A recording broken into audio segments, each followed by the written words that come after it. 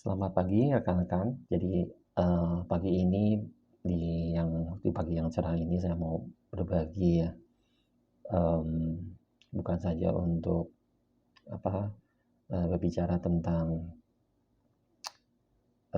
money management di forex, tetapi saya di sini juga ya terutama emang di money management ya yang akan saya sampaikan, tetapi saya juga ingin berbagi tentang apa yang sudah pernah saya alami selama ini di trading.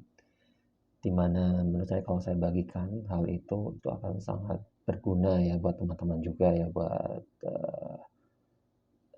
supaya teman-teman juga tidak perlu struggle, seperti yang pernah saya alami gitu ya. Jadi, memang ada hal-hal yang perlu kita pelajari dan ada hal-hal yang perlu kita hindari di dalam dalam perjalanan kita untuk, menjadi seorang, eee, trader dengan benar gitu ya, trader forex yang benar. Saya sendiri juga sampai sekarang juga belum jadi trader ya, saya tidak menganggap diri saya sebagai trader, walaupun saya juga masih trading dan setiap hari juga saya trading, saya maksud saya tiap hari saya melakukan analisa dan, walaupun tidak selalu ada posisi ya, karena tidak selalu, tiap hari itu ada setup yang sesuai dengan trading plan saya. Jadi begini teman-teman, yang mau saya sampaikan, jadi ternyata ya di dalam trading itu ketika kita mengenal, mungkin saya nggak tahu ya teman-teman, ketika mengenal dunia trading itu kan, jalannya kan macam-macam ya.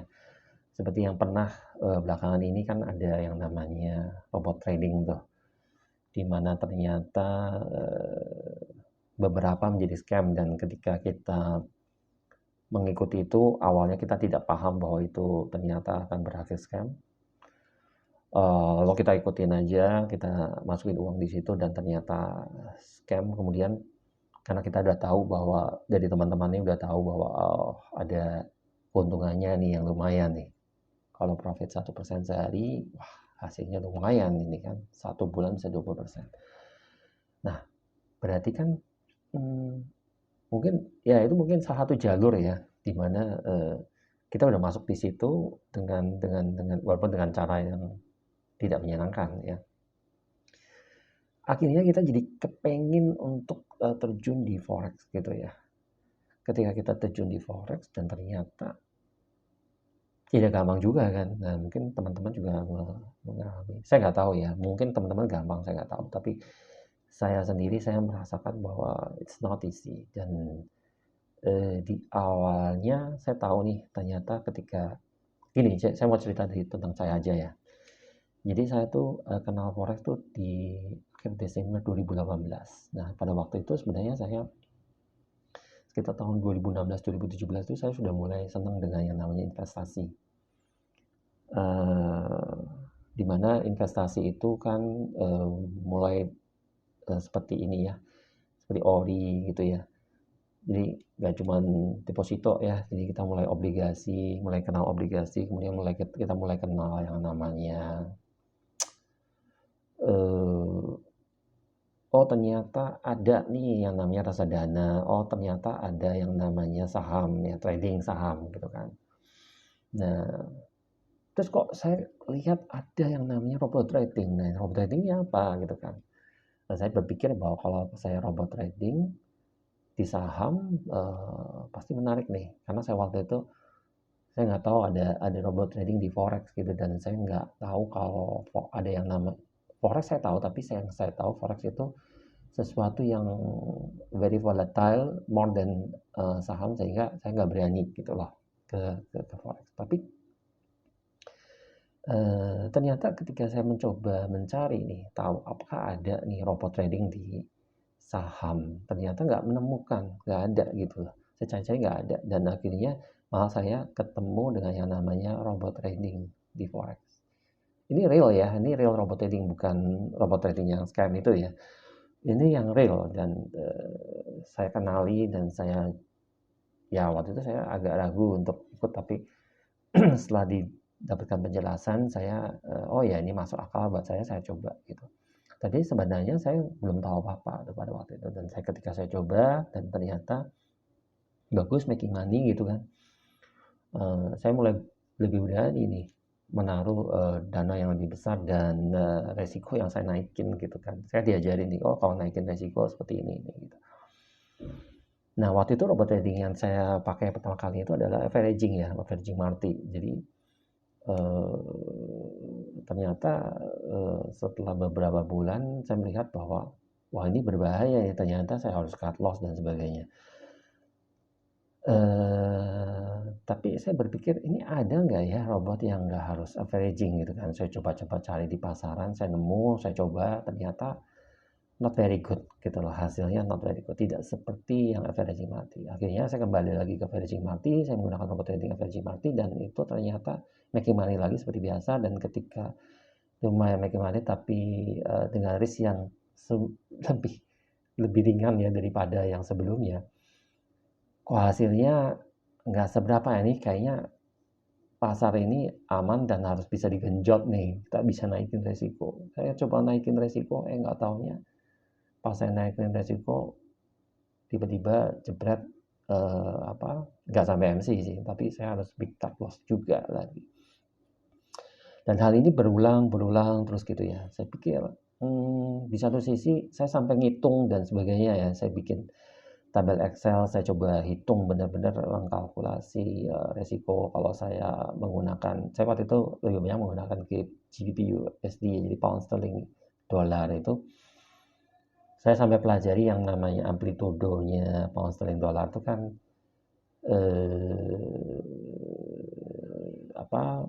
sekitar 300-an pip ya pergerakannya ya. Jadi 400 pip itu jarang-jarang. Jadi saya bikin, ketahanan sampai 420-an pip. Sehingga kalau dengan range jarak, perpindahan, antar level itu 20 pip, maka saya bisa sampai 20 level gitu ya untuk mencapai 420, 20 atau 21 level. Cuman itu kan berarti menggunakan seluruh dana yang ada kan, teman-teman. Dan itu ketika DD meningkat 20-30% itu sendiri sebenarnya kita juga udah khawatir. Karena kalau udah 30% tuh keuntungan profit yang di bulan-bulan sebelumnya di mana masih sideways. Karena kan kalau averaging market itu kan sebenarnya, bagusnya di sideways ya. Itu antara kita mau berani cut loss atau enggak. Karena apa? Karena kalau kita cut loss, loh, kok yang beberapa bulan untung ini jadi kayak hilang begitu aja. Jadi kayak nggak ada artinya kan. Nah inilah, jadi kembali saya setiap kali saya coba hitung ulang, saya kembali lagi ke averaging, saya coba hitung, ternyata ujung-ujungnya it's not gonna worth it. It's not gonna worth it. Aku nggak tahu, mungkin di luar sana ada yang, oh enggak kok, bisa kok walaupun MC tapi, jumlah profitnya lebih dari yang jumlah yang MC. Saya nggak tahu cara ngitungnya gimana mereka, tapi ada pernyataan seperti itu dan saya juga nggak pernah tahu gimana gitu loh. Mereka juga nggak pernah menunjukkan ke saya juga kan. Jadi,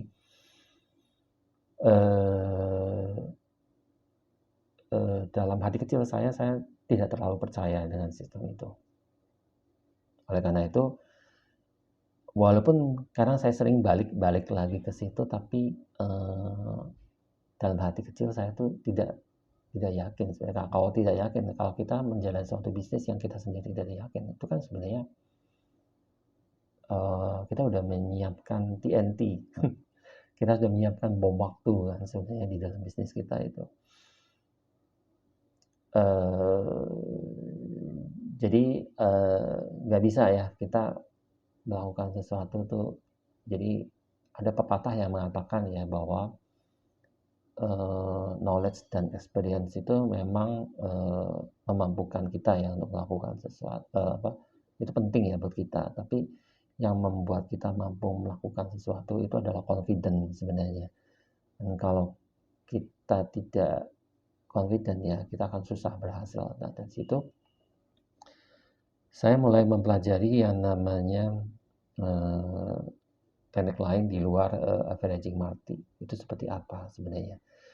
Dan selama ini ketika saya melakukan trading averaging market, selama ini karena begitu mudahnya ya dapat profit, karena itu kan win rate-nya sangat tinggi kan, yang namanya averaging market.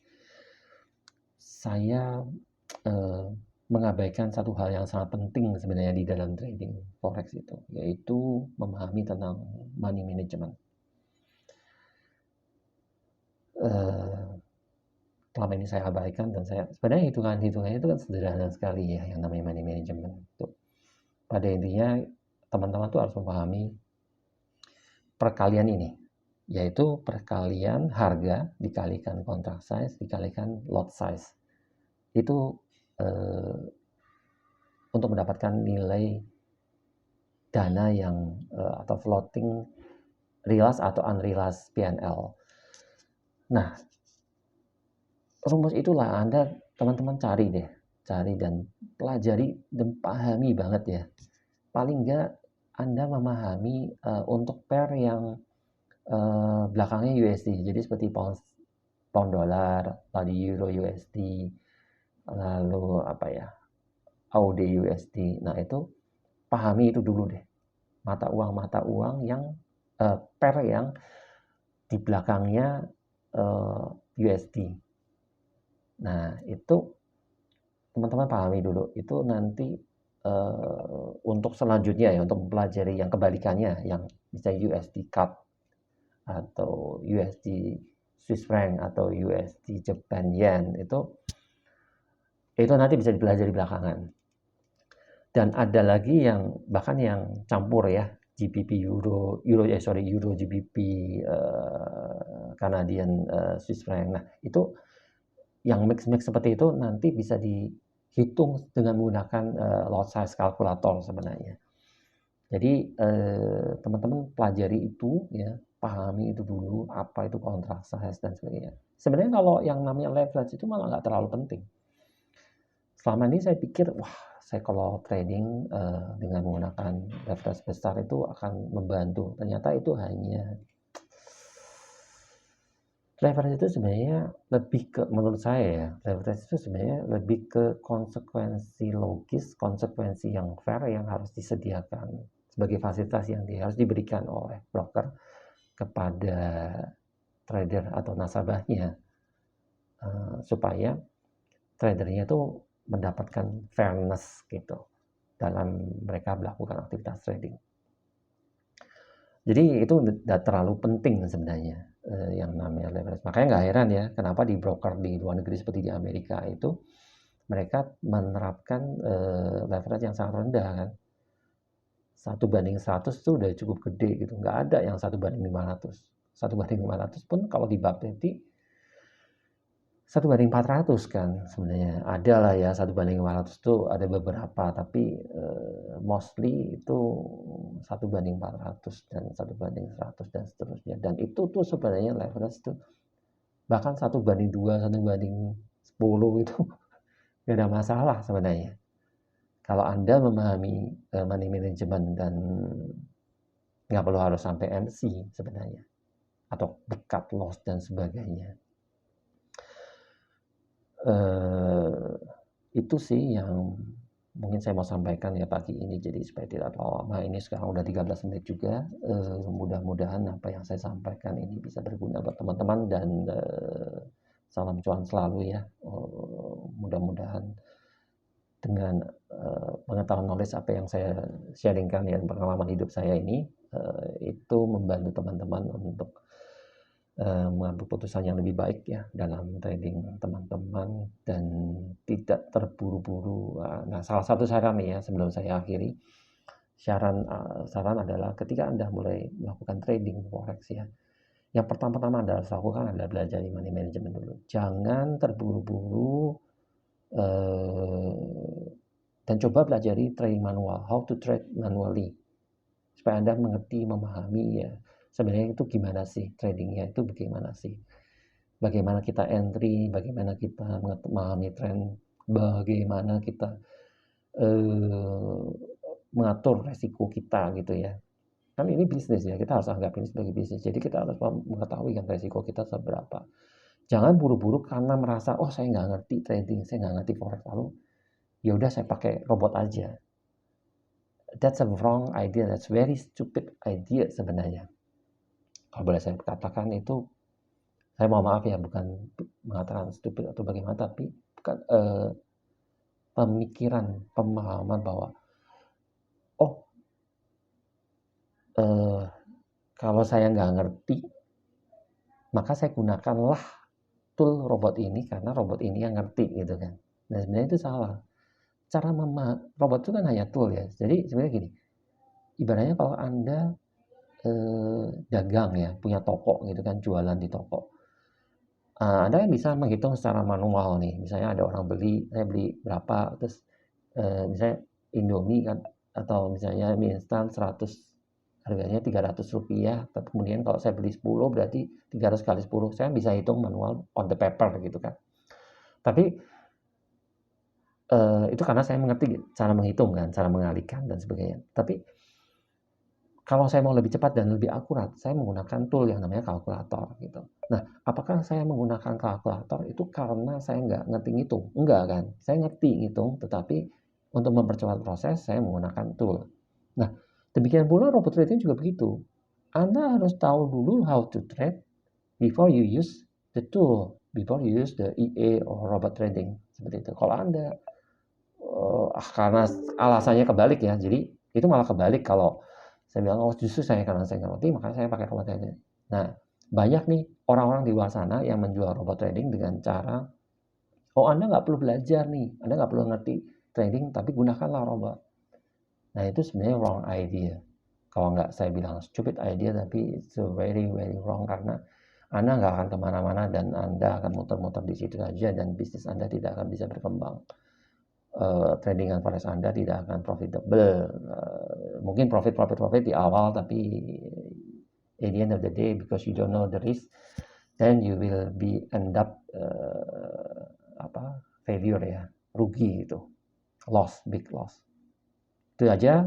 Semoga video ini mencerahkan, dan please klik like, share, dan komen ya. Kalau Anda ada yang pandangan lain yang tidak setuju, silahkan ditulis di komen, dan jangan lupa subscribe ya, supaya video-video saya yang selanjutnya bisa Anda ikutin dengan baik. Terima kasih.